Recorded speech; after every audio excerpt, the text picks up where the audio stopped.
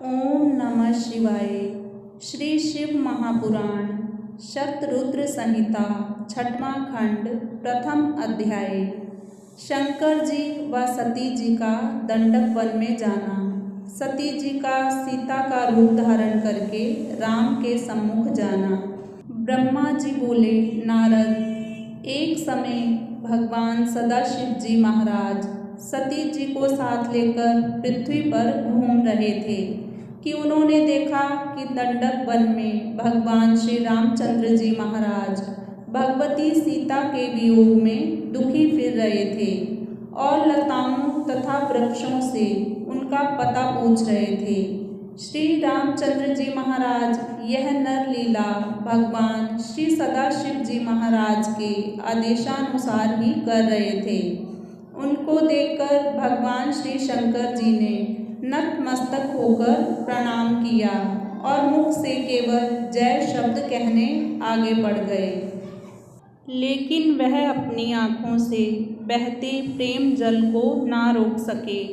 भगवान श्री सदाशिव जी महाराज को ऐसा करते देखकर सती देवी को बड़ा आश्चर्य हुआ। उन्होंने पूछा, स्वामिन, आप तो ब्रह्मा और विष्णु के उत्पन्न करने वाले हैं, फिर वन में विचरते हुए इन दोनों मनुष्यों भगवान श्री रामचंद्र जी और लक्ष्मण जी में से आपने जो श्याम वर्ण वाला मनुष्य है उसको प्रणाम क्यों किया है, और वह दोनों मनुष्य कौन हैं? भगवान श्री सदाशिव जी महाराज ने उत्तर दिया, देवी, यह दोनों भाई महाराज दशरथ के पुत्र हैं। राम बड़े हैं और लक्ष्मण छोटे हैं। छोटे भाई लक्ष्मण श्री शेषनाग का अवतारी है। बड़े भाई साक्षात भगवान विष्णु जी का अवतार हैं। राम ने साधु जनों के कल्याण, भक्तों की रक्षा और राक्षसों के मारने के लिए ही अवतार धारण किया है। इतना कहकर श्री सदाशिव तो चुप हो गए, मगर माया से मोहित हुई सती जी की शंका पूर्ववत ही बनी रही। यह देखकर भगवान श्री सदाशिव बोले, देवी, यदि तुमको मेरी बात का विश्वास नहीं है तो तुम स्वयं जाकर राम की परीक्षा कर सकती हो। प्रिय, जिस प्रकार भी तुम्हारा जी चाहे तुम राम की परीक्षा कर सकती हो। जब तक तुम वापस ना लौटोगी मैं उस सामने वाले वट वृक्ष के नीचे बैठकर तुम्हारी प्रतीक्षा करूँगा। तुम उनको देखकर शीघ्र ही लौट आना। फिर क्या था, भगवान श्री सदाशिव की आज्ञा पाकर सती जी श्री सीता जी का रूप बनाकर राम के मार्ग में विचरने लगी।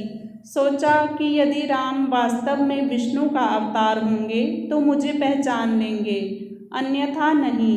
वह भगवान श्री रामचंद्र जी के पास पहुंची तो लक्ष्मण जी उनको देखकर तथा सीता समझकर आश्चर्य में पड़ गए, मगर भगवान श्री रामचंद्र जी मुस्कुराते हुए श्री सती जी को हाथ जोड़कर कहने लगे, हे सती, भगवान श्री सदाशिव जी महाराज इस समय कहाँ हैं, जो कि तुम इस प्रकार वन में अकेली घूम रही हो? देवी, तुमने अपना असली रूप त्याग कर यह रूप क्यों धारण कर लिया है? भगवान श्री रामचंद्र जी महाराज की बात सुनकर सती देवी की शंका का समाधान हो गया और शिव जी महाराज के वचन याद करके वह बड़ी लज्जित हुई और लज्जित होने के साथ साथ वह घबराई भी। अब वह बात बनाकर कहने लगी, हे राम, अब कृपया यह बताएं कि भगवान श्री सदाशिव जी महाराज जितना आपके इस रूप से प्रेम करते हैं उतना आपके चतुर्भुज रूप से क्यों नहीं करते? क्योंकि आपको देखकर उनकी आँखों से प्रेम के अश्रु बहने लगे थे। यह सुनकर भगवान श्री रामचंद्र जी महाराज के नेत्रों से प्रेम के अश्रु बहने लगे और मन ही मन उन्होंने भगवान शिव जी की स्तुति करके कहा, हे सती, श्री सदाशिव को प्रणाम करते देख जो तुम्हें आश्चर्य हुआ उसका कारण सुनो। दूसरा अध्याय, राम का अपना परिचय देना। भगवान श्री रामचंद्र जी ने कहा, हे भवानी, बात बड़ी पुरानी है। एक समय भगवान श्री सदाशिव जी ने अपने शिवलोक में एक विशाल गौशाला विश्वकर्मा से कहकर बनवाई। फिर उस धेनुशाला में एक विशाल भवन का निर्माण करवाया और उस भवन के मध्य में एक रत्न जड़ित सिंहासन बनवाया। इसके पश्चात उन्होंने उस भवन में एक महोत्सव किया जिसमें कि उन्होंने सभी देवताओं, शास्त्र पुत्रों सहित श्री ब्रह्मा जी, ऋषि मंडल, देवियों और अप्सराओं को आमंत्रित किया। वीणा तथा मृदंग आदि बाजे बजने लगे। सदाशिव जी ने तीर्थों के जल से भरे हुए 5 घड़े भी मंगवाए और शिवगणों को भेजकर अन्य दिव्य सामग्रियां श्री मंगवाई। जब इस प्रकार राज्याभिषेक की सारी सामग्री एकत्रित हो गई तो शंकर जी स्वयं मेरे लोक विष्णु लोक में आकर मुझे अपने साथ उस महोत्सव में ले गए। इसके पश्चात उन्होंने घोर शब्द वाला शंख बजाया। फिर एक उत्तम मुहूर्त देखकर उन्होंने मुझे भक्तिपूर्वक ज्योतिमान रत्न जड़ित सिंहासन पर बिठाया। मुझे बहुत से आभूषण पहनाए, रत्न जड़ित मुकुट मेरे सिर पर रखा और इस प्रकार अभिषेक किया और मुझे अपना अखंड ऐश्वर्य दिया और श्रद्धा व प्रेम के साथ मेरी स्तुति की। फिर तीनों शक्तियों तथा तीनों लोकों का राज्य दिया। देवताओं सहित ब्रह्मा से कहा कि इन्हें प्रणाम करो क्योंकि आज से यह भगवान श्री विष्णु जी सबके स्वामी हैं। वेदों में जिस प्रकार तुमने मेरा वर्णन किया है उसी प्रकार इनका भी करो। सदाशिव जी का आदेश पाकर ब्रह्मा जी बोले और समस्त देवताओं ने प्रेम पूर्वक मेरी वंदना की। ब्रह्मा जी और देवमंडल की स्तुति के पश्चात श्री शंकर जी ने मुझे अनेकों वर दिए। उन्होंने मुझे तीनों लोकों का कर्ता धर्ता और संहर्ता भी बनाया, धर्म अर्थ और शासन करता बनाया, मुझे विश्व विजयी बनाया। उन्होंने कहा हम तुम्हारे भक्तों को मुक्ति प्रदान करेंगे। त्रिभुवन में स्वतंत्र रूप से लीलाएं करने की आज्ञा दी।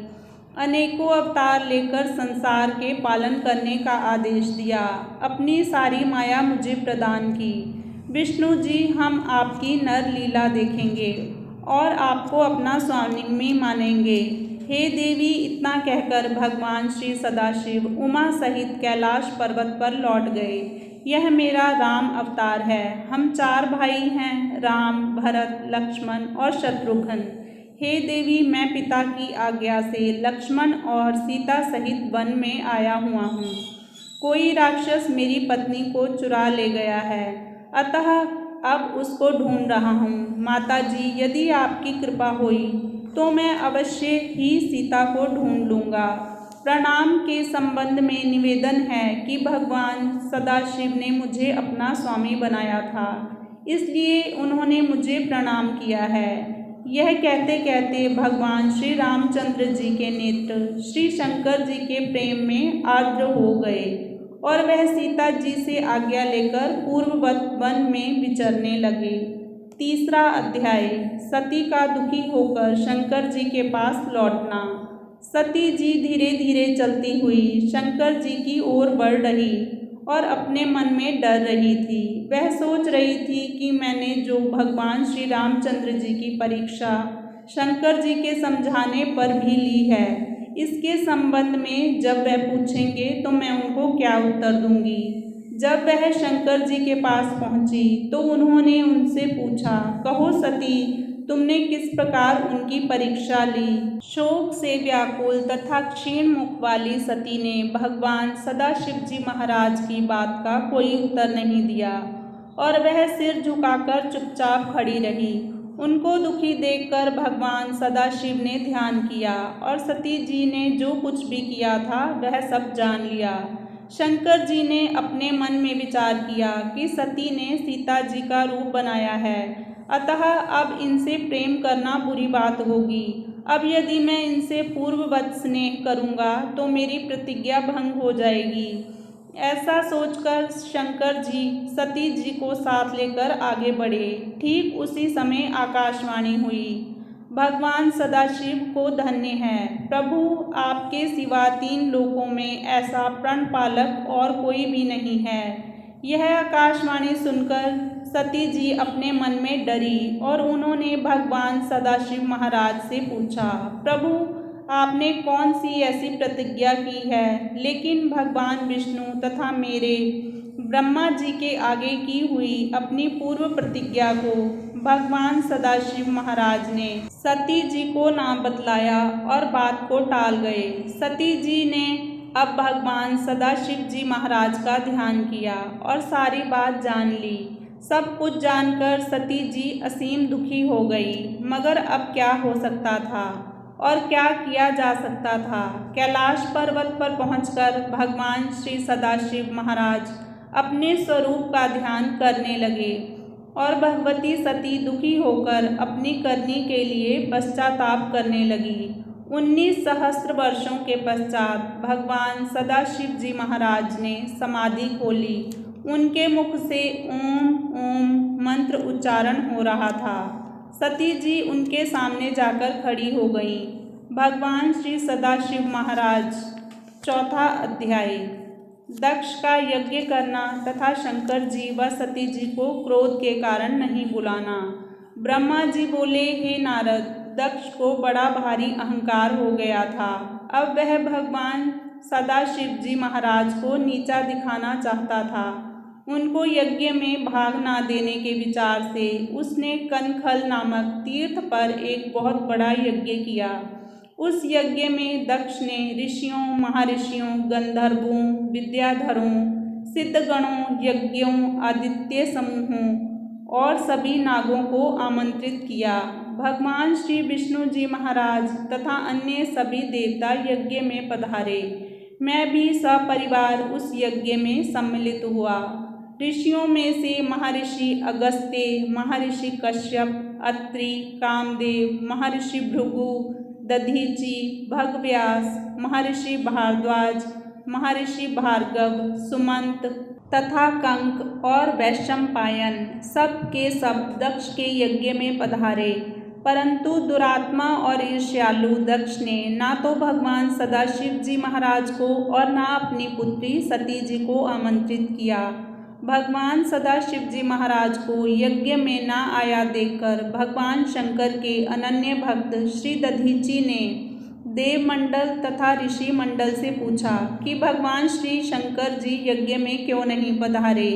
इस पर दक्ष ने व्यंग्यपूर्ण हंसी हंसते हुए कहा, इस महायज्ञ में जब देवताओं के मूल भगवान विष्णु जी महाराज आ गए हैं तो शिव के आने की भला क्या आवश्यकता है। श्री ब्रह्मा जी के कहने पर मैंने उसको अपनी कन्या दे दी है, वरना उस कुलहीन, माता पिता से रहित, भूत प्रेतों के स्वामी, आत्म अभिमानी, मूर्ख, स्तब्ध, मौनी और ईर्ष्या करने वाले का कहीं निर्वाह हो सकता है। मैं उसको इस यज्ञ में आने के योग्य नहीं समझता और इसी विचार से मैंने उसको आज यहाँ आमंत्रित नहीं किया। मेरे यज्ञ को अब सब लोग मिलकर सफल बनाइए। दक्ष की यह बात सुनकर यज्ञ में जो भी शंकर भक्त बैठे थे सबके चेहरे मारे क्रोध के तमतमा उठे। दधीचि अपने स्थान पर खड़ा हो गया। उसने कहा, दक्ष तुम चाहे जो कहो, भगवान श्री सदाशिव जी महाराज के बिना यह यज्ञ कभी भी संपूर्ण नहीं हो सकेगा और तुम नष्ट हो जाओगे। हे नारद, इतना कहकर दधीचि उस महामंडप से निकलकर अपने आश्रम की ओर रवाना हो गए। उनके साथ ही जितने शिव भक्त वहां पर उपस्थित थे वह भी वहां से उठकर चले गए। उनके जाने के बाद जितने देवता तथा ऋषि यज्ञ में बैठे थे सबने भगवान सदाशिव की माया से मोहित होकर यज्ञ की कार्यवाही शुरू कर दी। जिस समय सब गंधर्व तथा देवता यज्ञ में सम्मिलित होने के लिए जा रहे थे तो उस समय श्री सती जी अपनी सखियों के साथ गंधामादन पर्वत पर घूम रही थी। उन्होंने जब देवता तथा ऋषि गणों को दक्ष के यज्ञ की ओर जाते हुए देखा तो अपनी विजया नामक सखी को चंद्रमा के पास यह पूछने के लिए भेजा कि यह सब लोग कहाँ जा रहे हैं। विजया के इस प्रकार पूछने पर रोहिणी ने कहा, सती जी, पिताजी दक्ष प्रजापति के यहाँ इस समय एक बड़ा यज्ञ हो रहा है, हम सब उसी में सम्मिलित होने के लिए जा रहे हैं। क्या दक्ष ने अपनी पुत्री सती को आमंत्रित नहीं किया? यह तो बड़े आश्चर्य की बात है। रोहिणी ने जब विजया से कहा था, उसने आकर वह सब सती जी से कह दिया, जिसको सुनकर सती देवी जी के आश्चर्य की कोई सीमा ना रही और बार बार अपने पिता के भगवान सदाशिव को यज्ञ में आमंत्रित ना करने के संबंध में विचार करने लगी। इसके पश्चात वह भगवान सदाशिव जी महाराज के पास गई और कहने लगी, नाथ, मैंने सुना है कि इस समय मेरे पिता के यहाँ यज्ञ हो रहा है, जिसमें कि सब मुक्ति और देवता पधारे हैं। क्या आपको मेरे पिता के यज्ञ में सम्मिलित होना नहीं सुहाता? आप सब काम छोड़कर इस समय मुझे साथ लेकर मेरे पिता के यज्ञ में चलिए। संबंधियों का यही धर्म है कि आवश्यकता के समय प्रेम बढ़ाने के लिए उनके पास जावें। भगवान शंकर जी को सती देवी की यह बात बिल्कुल नहीं सुहाई, तो भी उन्होंने क्रोध प्रकट नहीं किया और बड़े ही नम्र शब्दों में कहा, देवी, तुम्हारे पिता मुझसे वैर भाव रखते हैं, इसलिए उन्होंने मुझे यज्ञ में आमंत्रित नहीं किया। और जो लोग बिना बुलाए किसी दूसरे के घर जाते हैं, उनको मरण से भी अधिक अपमान सहना पड़ता है। यह सर्वथा सत्य है कि बाणों के छिदने पर भी मनुष्य का हृदय इतना दुखी नहीं होता जितना कि अपने संबंधियों के अपेक्ष से होता है। अतः मुझे और तुमको उस यज्ञ में नहीं जाना चाहिए। यह सुनकर सती क्रोध में भर गई। उन्होंने कहा, प्रभु, मेरे पिता की आपसे क्या शत्रुता है?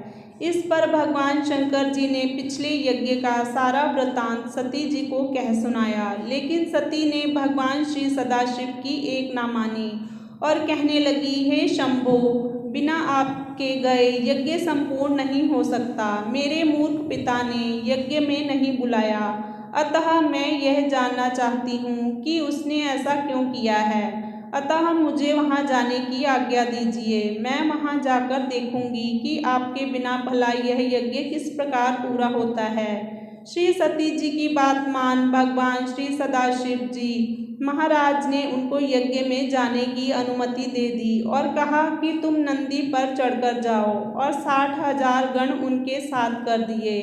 भगवान की अनुमति पाकर सती जी वस्त्राभूषण धारण करके अपने पिता के यज्ञ की ओर चल दी और रौद्रगण भी नृत्य व गान करते हुए उनके साथ हो गए।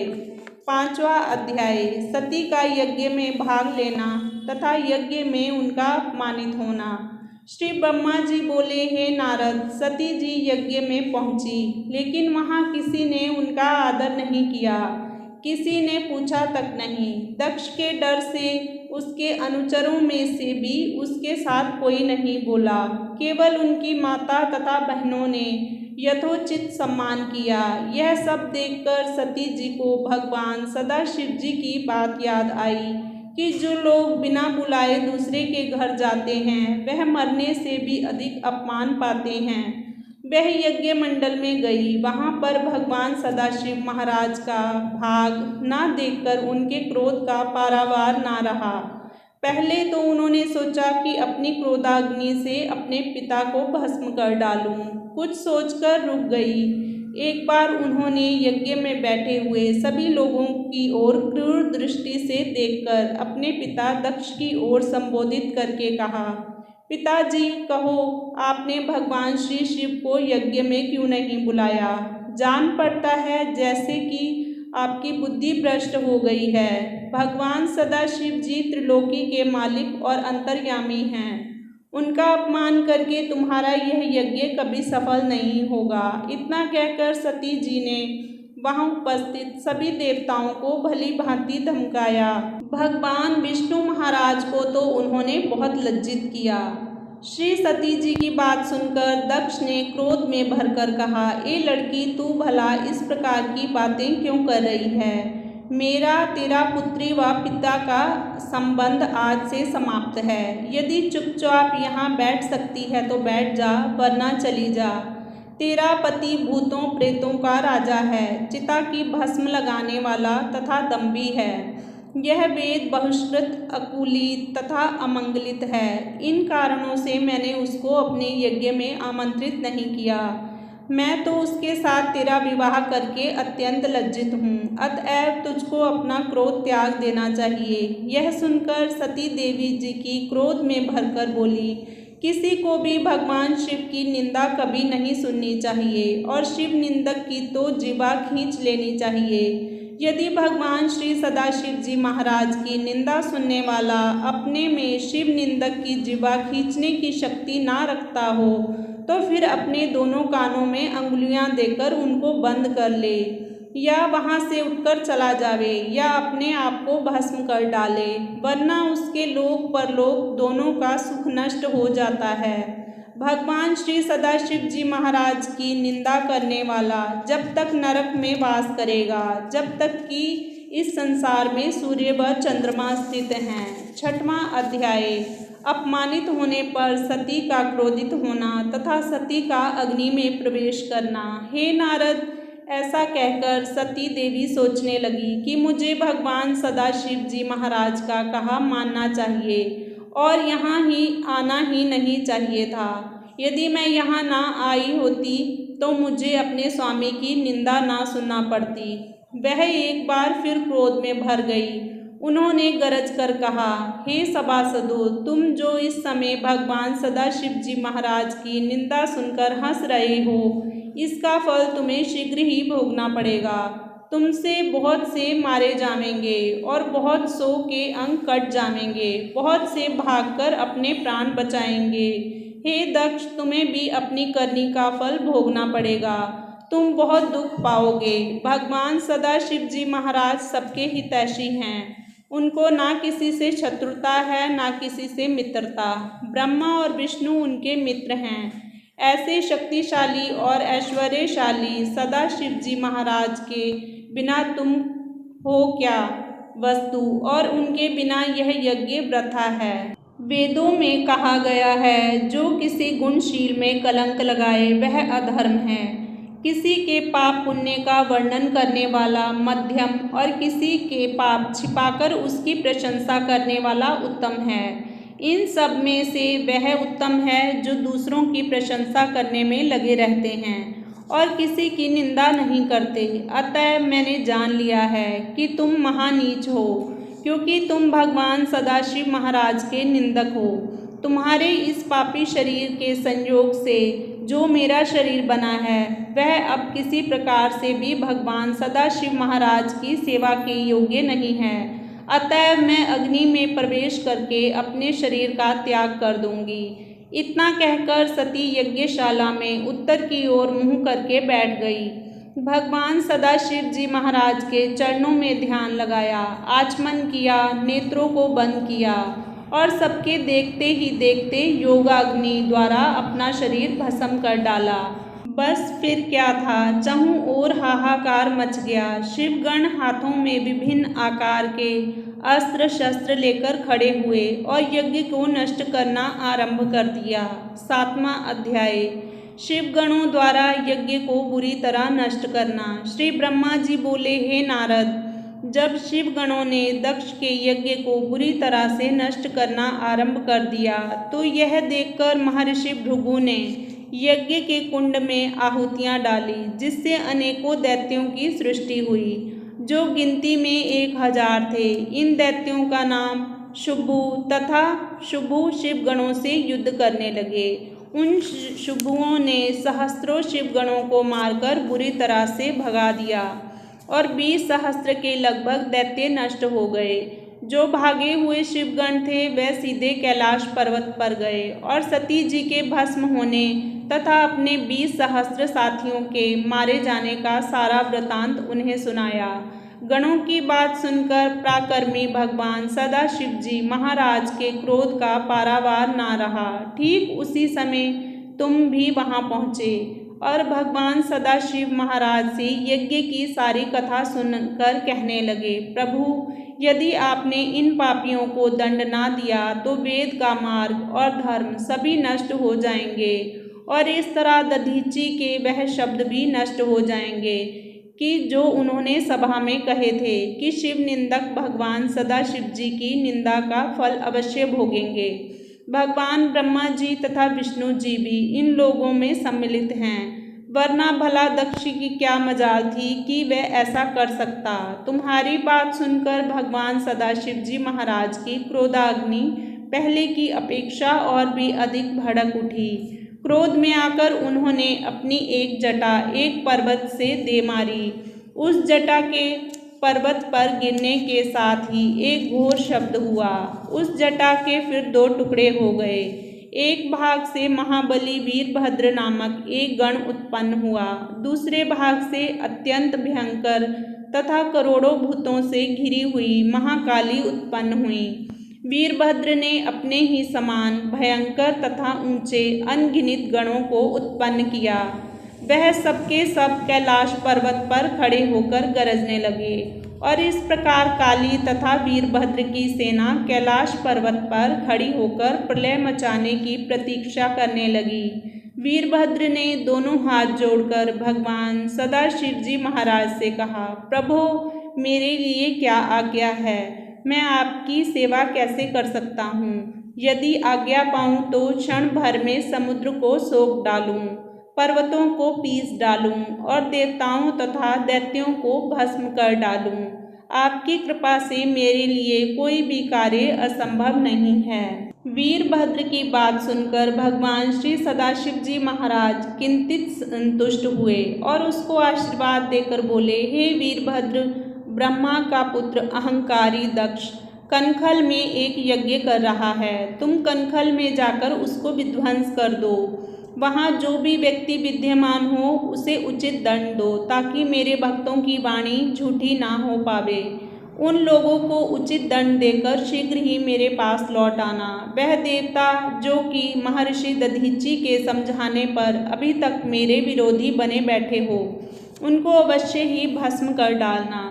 दक्ष को उसकी पत्नी तथा बांधवों सहित अग्नि में जला डालना और तिलांजलि दे आना। शिव जी का आदेश पाकर वीरभद्र और महाकाली अपनी अपनी सेना को साथ लेकर कनखल की ओर रवाना हो गए। 8वां अध्याय, युद्ध में घायल शिवगणों का कैलाश पर लौटना तथा यज्ञ मंडप में आकाशवाणी होना। हे नारद जी, उधर जब युद्ध में से शेष बचे हुए शिवगण सती के भस्म होने तथा शुभु नामक असुरों तथा शिवगणों के बीच युद्ध होने के संबंध में सूचना देने के लिए कैलाश की ओर रवाना हो गए, तो यज्ञ मंडप में निम्न आकाशवाणी हुई। मूर्ख दक्ष, तूने बड़ा भारी अनर्थ किया है, जो अपने घर में आई हुई अपनी पुत्री सती का अपमान किया है। तूने भगवान सदाशिव जी महाराज का आदर भी नहीं किया। मूर्ख, तुझको सती देवी जी का आदर करना चाहिए था। काल का भी नाश करने वाली वेदों द्वारा प्रस्तुत हुई स्कंद माता और सती पाप नाशिनी कल्याणकारिणी भगवती हैं। इस तरह भगवान श्री सदाशिव जी महाराज सब देवों के स्वामी तथा कल्याण करता हैं। उनको तो दर्शन मात्र से ही सबको फल प्राप्त हो जाता है, लेकिन तू ऐसा दुष्ट है कि तूने उनका सत्कार तक नहीं किया। इस कारण तेरा यज्ञ नष्ट हो जाएगा, क्योंकि जहाँ पूज्यों की पूजा नहीं होती वहाँ अमंगल ही होता है। दक्ष, तेरा विचार था कि भगवान श्री सदाशिव जी महाराज की पूजा के बिना ही अपना कल्याण कर लूँगा। यह तेरी भूल थी और अब तेरा सारा अहंकार चूर्ण हो जाएगा, क्योंकि भगवान श्री शिव जी महाराज की विमुखता करके कोई भी देवता तेरी सहायता नहीं कर सकेगा। हे नारद, इस आकाशवाणी को सुनकर सभी देवता तथा ऋषि आश्चर्य करने लगे और भगवान श्री सदाशिव की माया से किसी के मुख से एक शब्द भी ना निकल सका। उधर वीरभद्र की सेना प्रलय के समान कनखल की ओर बढ़ती चली आ रही थी। अब तुम वीरभद्र की सेना का वृतांत सुन लो। सेनापति शंखकर्ण के पास 1 करोड़ सेना, कैकेयी के साथ 8 करोड़ सेना, विकृत के साथ 8 करोड़ सेना, परपात्रम के साथ 9 करोड़ सेना, सुरमंतक के साथ 9 करोड़ सेना, विक्रातन के साथ 6 करोड़ सेना, जोलक के साथ 12 करोड़ सेना, दुधंद्वी के साथ 8 करोड़ सेना, आवेश के साथ 8 करोड़ सेना और अम्ल, घंटाकर्ण, कुकुट, चित्रासन, सम्रत इत्यादि सेनापतियों के साथ अनगिनत सैनिक थे। वीरभद्र की सेना के अतिरिक्त कनखल को जाते समय भगवान श्री शंकर जी ने प्रलयाग्नि के समान और भी करोड़ों गणों को उनके साथ कर दिया। वह सब प्रबल गण अत्यंत कौतूहल के साथ वीरभद्र के पीछे पीछे चले। उनमें से सहस्त्रों पार्षद तो साक्षात भगवान रुद्र के ही स्वरूप थे। वीरभद्र ऐसे रथ पर सवार था जो कि 400 हाथ लंबा था और जिसमें 10,000 सिंह जुते हुए थे। वीरभद्र की सेना को इस प्रकार चलते देखकर कल्प वृक्षों ने बहुत से फूल बरसाए और समस्त गणों ने उसकी स्तुति की। काली, कात्यायनी, ईशानी, चामुंडा मुंड मर्दिनी, भद्रकाली, भद्राबली और वैष्णवी, यह 9 दुर्गाएं भी अपने भूत गणों के साथ वीरभद्र के साथ होली। केवल सदाशिव के गण भद्रा, कीट, अश्नि और मालकक की सेना ही 64,000 थी। बाजों के शोर से कान पड़ा शब्द सुनाई ना देता था। सेना के चलने से पृथ्वी हिलने लगी, धूल से अंधकार छा गया। वह धीरे धीरे कनखल के पास आ पहुँचे। 9वां अध्याय। शिवजी का क्रोध करके वीरभद्र को दक्ष के यहाँ भेजना।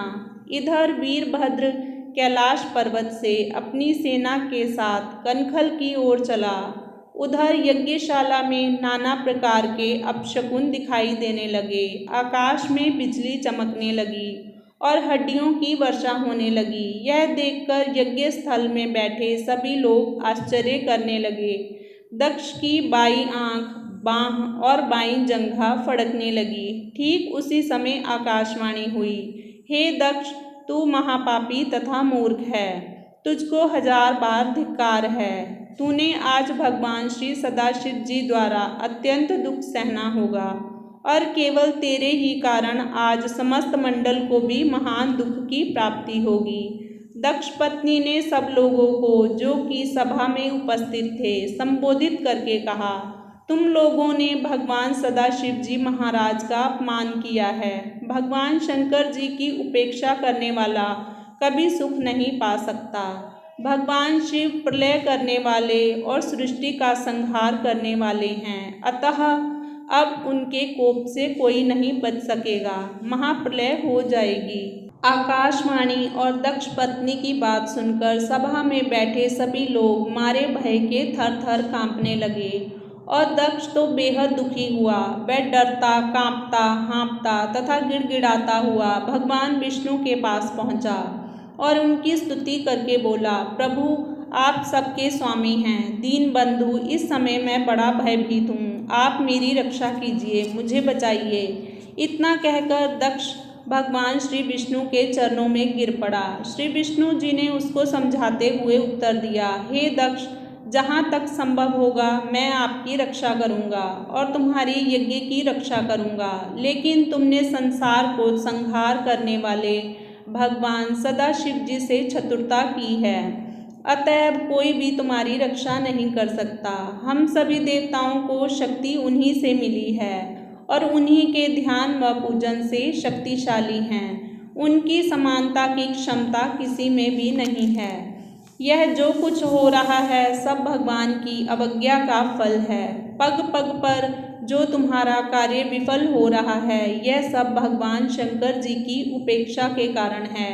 पूज्यों का अपमान होने से पग पग पर विपत्तियों का सामना करना पड़ता है। दरिद्रता, मरण तथा भय की प्राप्ति होती है। अतएव तब तुम यत्नपूर्वक भगवान शंकर जी का पूजन करो। देखो, आज तुम्हारी ही दुर्नीति के कारण हम घबराए हुए हैं और मारे भय के हम सबके मुख सूख गए। हम सब बड़े बड़े देवता प्रभावहीन हो गए। श्री ब्रह्मा जी ने कहा, नारद, भगवान श्री विष्णु की बात सुनकर दक्ष बड़ा घबराया। ठीक उसी समय वीरभद्र भी यज्ञ में आन पहुंचा। उस समय उसका स्वरूप दिव्य था। 5 मुख, 3 नेत्र, 10 भुजाएं, मस्तक पर सुंदर जटाएं और अर्धचंद्र, शरीरों पर सांपों के आभूषण, बैल पर सवार, रुद्राक्ष की माला धारण किए हुए, भस्म लगाए, वज्र समान अंग वाले, तरह तरह के हथियार धारण किए हुए शिव शिव का उच्चारण कर रहे थे। वीरभद्र के असंख्य साथी शूरवीर दिशाओं सहित आकाश मंडल में व्याप्त हो गए। सातों द्वीपों सहित पृथ्वी कांप उठी और समस्त समुद्र थर्रा उठे। यह देखकर दक्ष अपने मुख से रक्त वमन करने लगा और अपनी पत्नी सहित एक बार फिर भगवान श्री विष्णु के चरणों पर गिरकर बोला, भगवान, इस समय मेरा सहारा आप ही हैं। यदि आप मेरी रक्षा ना करेंगे तो कौन करेगा। भगवान विष्णु ने उसको समझाते हुए कहा, हम अपनी शक्ति के अनुसार तुम्हारी रक्षा जरूर करेंगे, लेकिन शंकर जी ब्रह्मा स्वरूप हैं, सर्वशक्तिमान और सारे विश्व के स्वामी हैं। उनके कोप से भला जगत में कौन बचा है। जब तुमने अपने अहंकार में भरकर अपनी हानि लाभ के संबंध में कुछ नहीं सोचा, तो अब हम क्या कर सकते हैं। जो लोग भगवान को नहीं समझते, सुख और दुख के बारे में किसी प्रकार का विचार नहीं करते, वह 100 करोड़ वर्ष तक नरक में वास करते हैं। जिन भगवान शंकर जी के गुणों को वेद, पुराण और शास्त्र नीति कहकर वर्णन करते हैं, तुम उनके निंदक हो। यह जो शिव गणों का सेनापति वीरभद्र है, इसके संबंध में शायद तुम नहीं जानते। यह तो शिव जी के शत्रुओं को जड़ मूल से नष्ट कर देता है। यह जो इस समय तुम्हारे यहाँ आया है, इसके आने से केवल मुझको ही नहीं बल्कि समस्त देवताओं को दुख उठाना पड़ेगा। मैंने तुम्हें तुम्हारी रक्षा का वचन तो अवश्य दिया है, लेकिन मैं अपने अंदर इसको रोकने की शक्ति नहीं पा रहा हूँ। मेरा सुदर्शन चक्र आज शायद इसका मुकाबला ना कर पाएगा। यदि हम लोग यहाँ से भाग भी खड़े होंगे तो भी वीरभद्र अपने प्रभाव से हमें खींच लेगा। हम पाताल में ही क्यों ना चले जाएं, इसके शस्त्र वहाँ भी अपना प्रभाव डालने से ना रहेंगे। श्री ब्रह्मा जी ने कहा, नारद, भगवान विष्णु दक्ष को इस प्रकार समझा रहे थे कि यज्ञ मंडप को वीरभद्र की सेना ने चारों तरफ से घेर लिया। उसी समय इंद्र अपनी सेना को लेकर यहाँ आए और अपना वज्र संभाल कर युद्ध के लिए तैयार हो गए। इंद्र की सहायता के लिए सभी देवता आ गए। फिर क्या था, इंद्र तथा वीरभद्र के बीच में घोर युद्ध होने लगा। 10वां अध्याय, यज्ञशाला में वीरभद्र तथा इंद्र में युद्ध होना। श्री ब्रह्मा जी बोले, हे नारद, यज्ञशाला में अब वेद मंत्रों की ध्वनि के बजाय शंख, दुदंभी, मृदंग इत्यादि का शब्द गूंजने लगा। दोनों पक्ष अपनी वीरता दिखाने लगे। उसी समय भृगु ने शिव गणों पर उच्चाटन महामंत्र का प्रयोग किया और वीरभद्र शक्ति से रहित हो गए और इंद्र की सेना ने उनको व्याकुल कर दिया। सहस्त्रों गण मारे गए व सहस्त्रों भाग खड़े हुए। नारद जी, इसका कारण भगवान शंकर जी का मंत्र शक्ति ब्राह्मणों को मौत देना था, लेकिन वीरभद्र अपनी सेना को नष्ट होते तथा भागते देखकर क्रोध में भर गए। उन्होंने त्रिशूल हाथ में लेकर देवताओं को गिराना आरंभ किया। उन्होंने थोड़ी सी देर में ही देव सेना के छक्के छुड़ा दिए। कितने ही देवता मारे गए, कितने ही घायल हो गए, शेष भाग खड़े हुए। केवल इंद्र ही रणभूमि में डटा रहा। उसने देवताओं के गुरु बृहस्पति से पूछा, गुरुदेव, आप देवताओं के रक्षक हैं, अतएव आप ही कोई ऐसा उपाय बताइए जिससे कि हम लोगों को विजय प्राप्त हो। इंद्र की बात सुनकर श्री बृहस्पति बोले, हे देवराज, यह जो वीरभद्र शिव गणों का सेनापति है, उसके पराक्रम के सामने कौन ठहर सकता है। इस बात को प्रत्येक शिव भक्त जानता है। इस समय यह तुम्हारी मूर्खता है जो तुम मुझसे अपनी विजय के संबंध में प्रश्न कर रहे हो। उसी समय वीरभद्र ने कहा, हे सभी देवताओं, तुम सब के सब मूर्ख हो जो श्री सदाशिव को यज्ञ का भाग मिले बिना ही अपना भाग लेने आए हो। मैं शंकर जी के आदेशानुसार तुम लोगों को यज्ञ भाग देने आया हूँ। तुम्हें ऐसा यज्ञ भाग दूंगा जिससे कि तुम सर्वदा के लिए तृप्त हो जाओगे। यह कहकर उग्र पराक्रमी वीरभद्र ने अपने तीक्ष्ण बाणों की वर्षा आरंभ कर दी, जिससे देव सेना में हाहाकार मच गया और वह सबके सब रणभूमि से भाग निकले। भागे हुए देवता भगवान श्री विष्णु के पास पहुँचे और उनसे सहायता की याचना की। ऋषियों और महर्षियों के कहने पर भगवान श्री विष्णु युद्ध के लिए तैयार हो गए और अस्त्र शस्त्र संभाल कर वीरभद्र के सामने आकर खड़े हो गए। उनको युद्ध के लिए तत्पर देखकर वीरभद्र ने कहा, रमापति, आप यहाँ किस लिए आए हैं? आप अपने तेज एवं प्रकाश को क्यों नष्ट करना चाहते हैं? आप दक्ष की रक्षा के लिए क्यों चेष्टा कर रहे हैं? यह आपको शोभा नहीं देता। यदि आप मेरी बात ना मानेंगे तो मुझे आपको भी यज्ञ का उचित भाग देना पड़ेगा।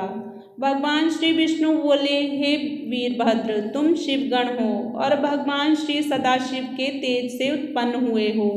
मैं इस समय दक्ष प्रजापति की सहायता के लिए आया हूँ। इसका कारण ये है कि दक्ष मेरा भक्त है। उसने मेरी बड़ी सेवा की है। भक्तों के अधीन रहने के कारण मैं यहाँ आया हूँ। इसी प्रकार भगवान शिव जी महाराज भी भक्तों की रक्षा करते हैं। अतएव तुम अपनी शक्ति का प्रयोग करो। भगवान विष्णु की बात सुनकर वीरभद्र बड़े जोर से हंसा और कहा, प्रभु, आप और भगवान शिव जी महाराज एक ही स्वरूप हैं। आप में और उनमें कोई भेद नहीं है। उनकी इच्छा से ही मैं यहाँ पर आया हूँ। अब आप ही बतलाइए कि मेरा क्या कर्तव्य है। वीरभद्र की बातें सुनकर भगवान विष्णु ने कहा, वीरभद्र, तुम भगवान शिव जी महाराज की आज्ञा का पालन करो और मेरे साथ युद्ध करो। इस युद्ध में तुम्हारी विजय होगी और मैं आहत होकर विष्णु लोक को चला जाऊंगा और तुम विजय को प्राप्त करोगे। और इसके पश्चात महापराक्रमी वीरभद्र और भगवान श्री विष्णु के बीच भयानक युद्ध होने लगा। इस भयंकर युद्ध से चहुं ओर हाहाकार मच गया। जो देवता रणभूमि छोड़कर भाग गए थे वह भी लौट आए। इंद्र भी वापस आ गया और भगवान श्री विष्णु की सहायता करने लगा। 11वां अध्याय। श्री विष्णु और वीरभद्र के साथ भयंकर युद्ध। ब्रह्मा बोले, हे नारद, भगवान श्री विष्णु और वीरभद्र के बीच में भयंकर युद्ध हुआ। अनिल तथा मुनिभद्रा का मोर्चा लगा। यमराज और महाकाल भिड़ गए। गरुड़ के साथ रुंड, भृंगी, कुबेर और कुसुमापति इत्यादि सभी दिक्पालों के साथ शिवगणों का भयंकर युद्ध होने लगा। इंद्र ने नंदी पर वज्र चलाया और इंद्र पर नंदी ने त्रिशूल का प्रहार किया।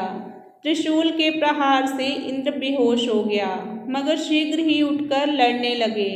अनिल ने मुनिभद्र पर शक्ति से आघात किया और इंद्र की शक्ति से घायल हो गया, लेकिन तुरंत ही उठकर त्रिशूल का प्रहार किया। बड़ी देर तक यह भयानक युद्ध होता रहा, मगर कोई किसी की पराजय ना कर सका। यह देखकर भैरव क्रोध में भरकर योगिनियों के साथ देवसेना में प्रविष्ट होकर उनका रक्त पीने लगा। उस समय उनका स्वरूप इतना भयंकर हो गया कि समस्त देवमंडल भयभीत हो गया और भागने लगा। देवताओं को भागते देखकर भैरव ने कहा, क्यों भागते हो? कुछ वीरता दिखलाओ। इस प्रकार क्षेत्रपाल ने भी देवसेना में घुसकर देवताओं को आघात पहुंचाया। इसके पश्चात महाकाली देवताओं का भक्षण करने लगी। क्षेत्रपाल और काल ने देवताओं की वह दुर्दशा की कि चहुं ओर हाहाकार मच गया। देवताओं की दुर्दशा देखकर भगवान विष्णु भी क्रोध में भर गए। उन्होंने अपना सुदर्शन चक्र चलाया, जिससे कि चारों दिशाएं प्रकाशमान हो गईं। लेकिन क्षेत्रपाल ने उस चक्र को अपने मुख में ले लिया। तब शिव विष्णु जी ने उसके मुख पर अपनी गदा का प्रहार किया। तब महाकाली विष्णु जी के सामने आई। भगवान विष्णु जी ने उन पर बाणों की वर्षा की, मगर काली जी ने उनके समस्त बाणों को भक्षण कर लिया। इस प्रकार भगवान श्री विष्णु ने क्रोध में भरकर नंदक नाम अस्त्र का प्रहार किया, मगर महाकाली ने उसे भी तोड़ दिया। तब भगवान विष्णु काली देवी जी से युद्ध बंद करके भैरव से युद्ध करने लगे। भैरव ने भी क्रोध में भरकर विष्णु के चक्र को काट डाला। विष्णु पर बड़े तीव्र बाणों की वर्षा करी, लेकिन मृत्यु के समान भयंकर बाणों को विष्णु जी अपने पास पहुंचने से पूर्व ही काट डालते और भैरव पर भीषण बाणों की वर्षा करते। भैरव ने भी उनके बाणों को काट डाला। दोनों में महाभयंकर युद्ध हुआ। भैरव ने क्रोध में भरकर खाली ना जाने वाले त्रिशूल को तान लिया। यह देखकर वीरभद्र दौड़कर भैरव के पास आए और उन्हें त्रिशूल चलाने से रोककर कहा, यह क्या कर रहे हैं? भगवान श्री सदाशिव महाराज की आज्ञा नहीं है, आप ऐसा ना करें। इतना कहकर वीरभद्र स्वयं उनसे युद्ध करने लगा। भगवान श्री कृष्ण ने अपनी योग माया से अपने समान कितने ही विष्णुओं को उत्पन्न किया। यह सब विष्णु गरुड़ पर सवार अस्त्र शस्त्र धारण किए हुए शिवगणों पर चोट करने लगे। उनकी जबरदस्त मार से शिवगण व्याकुल हो गए। वीरभद्र ने भगवान शंकर का ध्यान करके त्रिशूल चलाया और थोड़ी सी देर में समस्त माया रूपी विष्णु जलकर राख हो गए। तब क्रोध में भरकर श्री विष्णु जी ने वीरभद्र के मस्तक पर गदा का प्रहार किया और यह इच्छा की कि वीरभद्र को मार डालूं, मगर वीरभद्र ने अपनी गदा से श्री विष्णु की गदा का वार रोककर अपने आप को बचा लिया और श्री विष्णु के वक्षस्थल में अपना त्रिशूल दे मारा, जिससे विष्णु मूर्छित होकर पृथ्वी पर गिर पड़े और चारों तरफ हाहाकार मच गया। लेकिन श्री विष्णु तुरंत उठ खड़े हुए और क्रोध में भरकर चक्र लेकर उसको मारने के लिए दौड़े। यह देखकर वीरभद्र ने सदाशिव का ध्यान किया। सदाशिव जी महाराज ने उससे कहा, डरो मत वीरभद्र। के अद्भुत तेज से चक्र श्री विष्णु जी के हाथ में ही रह गया और वह स्वयं वहीं के वहीं रुके रह गए। उनका स्तंभन हो गया। यह देखकर याज्ञिकों ने यज्ञ मंत्रों से उनका स्तंभन छुड़ाया। फिर विष्णु ने अपना शार्ष धनुष उठाकर उस पर अपना बाण चढ़ाया। वीरभद्र ने 3 बाण छोड़कर उसके 3 टुकड़े कर दिए। फिर श्री विष्णु ने परमोदन मंत्र के द्वारा अपनी रक्षा की। ब्रह्मा जी बोले, हे नारद, उस समय मैंने श्री विष्णु के पास जाकर कहा, प्रभु, होनी मिट नहीं सकती। हमारा तथा आपका कोई भी उपाय दक्ष की रक्षा नहीं कर सकता। हम इस युद्ध में विजय नहीं पा सकते। यदि हार गए तो बदनामी होगी, यज्ञ नष्ट हो जाएगा, क्योंकि दधीचि का शाप झूठा नहीं हो सकता। अतः इस समय अवसर के अनुसार कार्य करना चाहिए। जब श्री सदाशिव जी महाराज का क्रोध शांत हो जाएगा तब सब कुछ ठीक हो जाएगा, क्योंकि आपकी तथा उनकी लीला का कोई पार नहीं पा सकता। मेरी बात सुनकर श्री विष्णु जी अंतर्ध्यान होकर अपने लोक को चले गए। 12वां अध्याय। रुद्रदेव द्वारा यज्ञ देव का मस्तक काटना तथा विजयी होकर कैलाश पर लौटना। श्री ब्रह्मा जी बोले, हे नारद, जब विष्णु जी अंतर्ध्यान हो गए तो यज्ञ देव बड़े दुखी होकर वहां से मृग का रूप धारण करके दौड़े, लेकिन महापराक्रमी वीरभद्र ने उनको पकड़ लिया और उनका सिर काटकर कुंड में डाल दिया। यज्ञ देव का मस्तक काटने के पश्चात उन्होंने प्रजापति, धर्म, कश्यप, अरिष्टानेमि आदि ऋषियों को पकड़कर उनको लातों से खूब मारा। शिवगणों में से किसी ने मंडप को तोड़ा, किसी ने कुंड की अग्नि को बुझा दिया, किसी ने हाथ तोड़ डाला, किसी ने पैर तोड़ डाला, यहाँ के समस्त पात्रों को तोड़कर नदी में बहा दिया। वीरभद्र ने दक्ष प्रजापति को पकड़ लिया, नंदी ने सूर्य को बांध लिया, मुनिमान भृगु को पकड़ा, चंडी ने पूषा को बांध लिया। इसी तरह शिवगणों ने वहाँ जितने देवता थे सभी को बांध लिया। यद्यपि देवता छिप गए थे, लेकिन शिवगणों ने सभी को ढूंढ लिया। वहाँ पर कोई देवता, ऋषि या मुनि ऐसा ना था जो कि घायल ना हुआ हो। मुनि ने महर्षि भृगु की आंखें भी निकाल ली, क्योंकि वह दक्ष के मंत्री थे। चंडी ने पूछा दांत तोड़ डाले, क्योंकि उसने श्री सदाशिव जी की हंसी उड़ाई थी।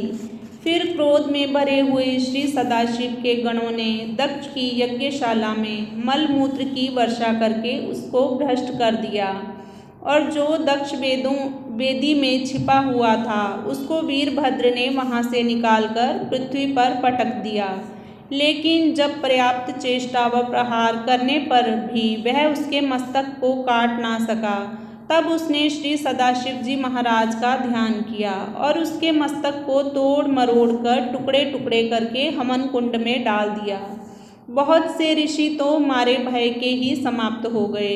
कश्यप की पत्नी की नाक काट डाली। इस प्रकार उन लोगों को अपनी करनी का फल मिल गया जो कि सदाशिव जी महाराज के भाग को मिटाकर यज्ञ में भाग लेना चाहते थे।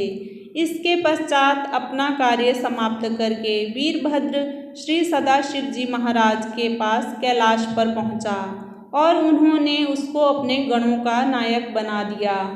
13वां अध्याय ब्रह्मा जी द्वारा महर्षि दधीचि व राजा शुभ का वर्णन।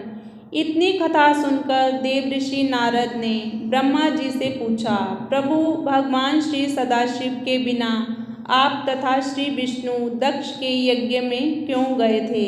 यदि गए भी थे तो शिव गणों के साथ युद्ध क्यों किया और श्री विष्णु दक्ष के यज्ञ की रक्षा क्यों ना कर सके? श्री ब्रह्मा जी ने उत्तर दिया, प्राचीन काल में मेरा एक पुत्र था, उसका नाम शुभ था। शुभ राजा था और उसकी दधीचि के साथ घनिष्ठ मित्रता थी। शुभ बड़ाई पाकर अपने आप को बहुत बड़ा समझने लगा था और उसको अहंकार हो गया था। एक बार उसका महर्षि दधीचि के साथ विवाद छिड़ गया। महर्षि दधीचि ने कहा, 3 वर्णों में ब्राह्मण बड़े होते हैं, जबकि शुभ कहता था कि सबसे बड़ा राजा होता है, उसका सब लोग सम्मान व पूजन करते हैं, इसलिए तुमको भी मेरा सम्मान और पूजन करना चाहिए।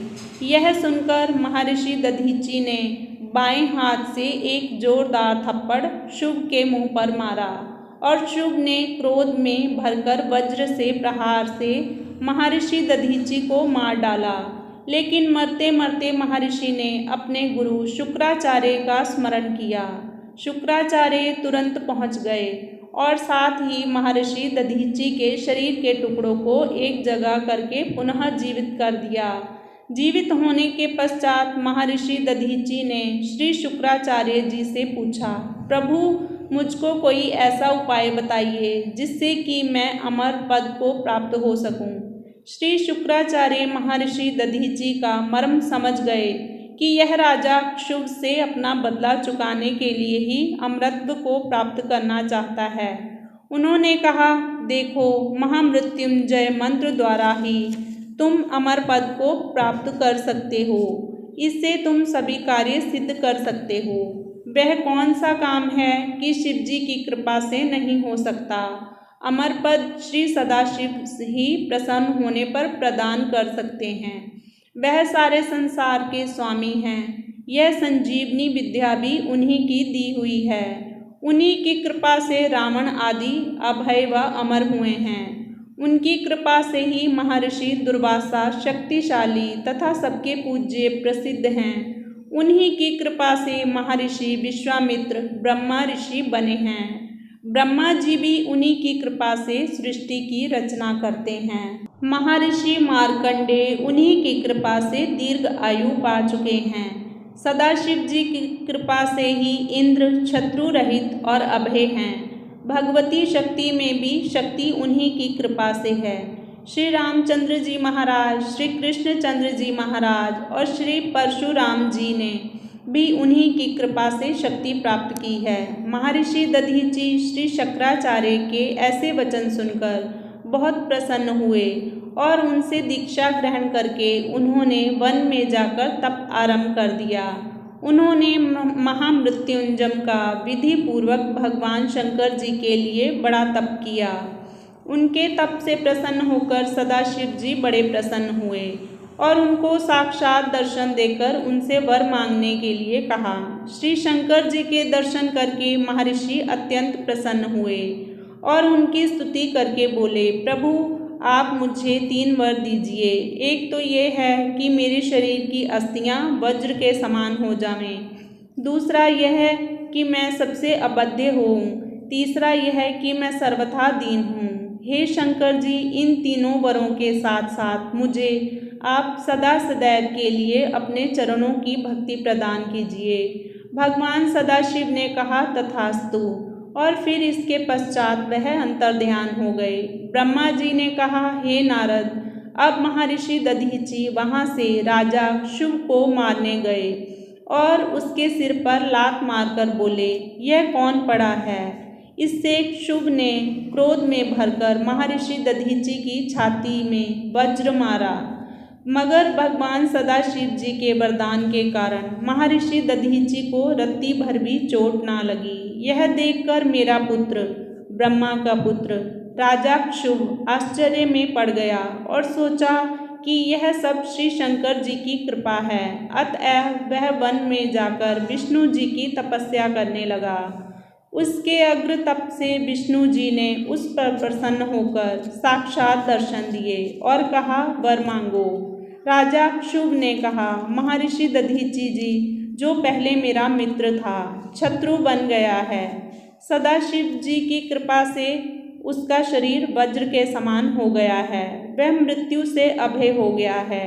भगवान, उसने मेरा अपमान और अनादर किया है और कहा है कि मैं 3 लोकों में सबसे अधिक बलवान हूँ। प्रभु, उस पर विजय पाने की शक्ति प्रदान कीजिए। उसकी बात सुनकर विष्णु जी बहुत दुखी हो गए। वह सोचने लगे कि यदि मैं अपने भक्त को वरदान नहीं देता तो मेरी मर्यादा नष्ट हो जाती है। यदि वरदान देता हूँ तो वह झूठा होता है, क्योंकि एक तो ब्राह्मणों को यूं ही नहीं जीता जा सकता, दूसरे महर्षि दधीचि पर सदाशिव जी की कृपा है। अतः अब मुझे दोनों पक्षों की रक्षा करनी चाहिए। यह सोचकर श्री विष्णु जी ने राजा से कहा, राजेंद्र, शिव भक्त महर्षि दधीचि अभय है, अतः उसे कोई भी कष्ट नहीं दे सकता। फिर भी मैं तुम्हारी सहायता करने के लिए उसे शाप दिलवाऊंगा, जिससे कि वह अपनी जिद छोड़ देगा। 14वां अध्याय। विष्णु का ब्राह्मण बनकर दधीचि के पास जाना तथा उनकी वंदना कर मन चाहा वर मांगना। श्री ब्रह्मा जी बोले, हे नारद, इसके पश्चात फिर एक दिन भगवान विष्णु ब्राह्मण का रूप धारण करके महर्षि दधीचि के पास गए और उनकी वंदना कर कहने लगे, हे प्रभु, मैं आपसे एक वर मांगने के लिए आया हूँ। आप मुझे मेरा मन चाहा वर दीजिए। महर्षि दधीचि ने भगवान श्री सदाशिव का ध्यान किया और सब कुछ जान गए। उन्होंने कहा कि मैं सब कुछ जान गया हूँ। आप भगवान श्री विष्णु हैं। आप मेरे पास ब्राह्मण का वेश धारण करके आए हैं। मैं सदाशिव की कृपा से तीनों काल का हाल जान सकता हूँ। शुभ ने आपका पूजन करके मुझे जीत लेने का वर मांगा है। अतएव आपको चाहिए कि अपने प्रत्यक्ष रूप को प्रकट करके मुझे दर्शन दे।